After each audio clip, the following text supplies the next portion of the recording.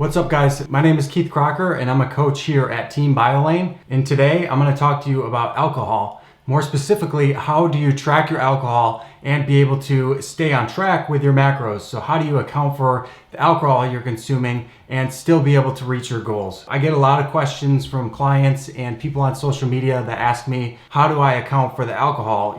Do I count it as a separate macronutrient because technically alcohol is another macronutrient? Or do I kind of account for it in my protein, carbs, fats? How do I do it? Do I take it from carbs and fats only? Do I reduce protein?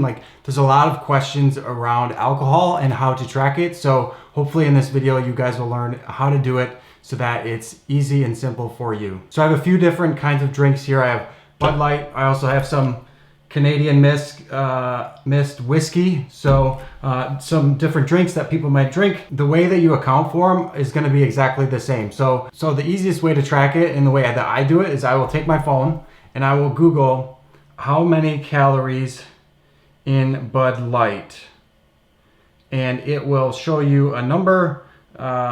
Typically it's pretty easy to find. So looks like there's 110 calories in a single Bud Light. So if I want to track this, what I will do is I will account for it in my carbs and fats. So I'm not going to track alcohol as anything separate. I'm going to take the 110 calories, and then depending on how I want to split it up, that's more of a preference thing, I'll divide that total calories by either 4 or 9. So carbs have 4 calories per gram and fats have 9 calories per gram. So if I want to account for it all in fat, let's take the 110 calories divided by 9, I would track 12.2 grams of fat to account for having one of these drinks.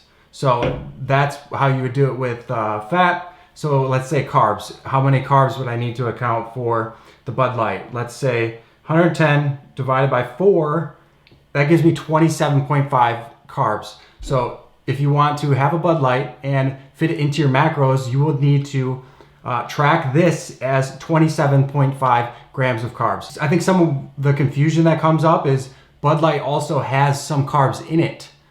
I would completely disregard the carbs that are in it, only look at the calories that are in this drink, and then divide that by either 4 or 9 for how you want to account for it. You can do also a mix. It's a little more math, so I don't typically mix counting this as carbs and fats, but you certainly can. So the same rules apply. You would take the total calories divided by either 4 or 9 in the ratio that you want, and there you go. You can track that. Now with this Canadian mist, this is going to also be the same. There's going to be a nutrition information that I'll be able to find online. So let's say how many calories in Canadian mist. 97 calories in a single serving, which is typically 1.5 ounces. So make sure that you are also tracking it accurately and actually portioning out 1.5 ounces. A lot of people will do a double shot and count it as a single shot, which is going to be completely inaccurate. So make sure you're accounting for it accurately and have 1.5 ounces if you want to track it that way. So this would have 97 calories. So then I would kind of do the same thing. So I take the 97 calories and divide it by 9 because I want to account it as fat. And I would track 10.7, basically 11 grams of carbs or as fat to account for this. Now let's say I wanted to count it as carbs. I would take the 97 divided by 4, 24.25 grams of carbs. So that's a very simple way that you can do to track these. I know a lot of people get confused about it, but I wanted this to be a really simple way that you can easily figure it out. And the more simple it is, the method that you use to account for this, the more likely you're going to do it.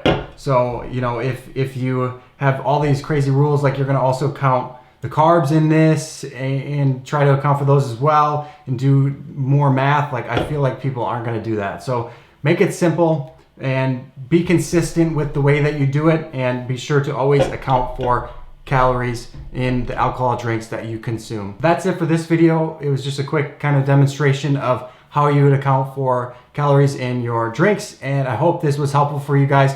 If you guys are interested in working with me as a coach, I have a few client spots open, so you can email me directly at keith@biolayne.com. And yeah, so I hope you guys enjoyed this video, and we'll see you in the next one.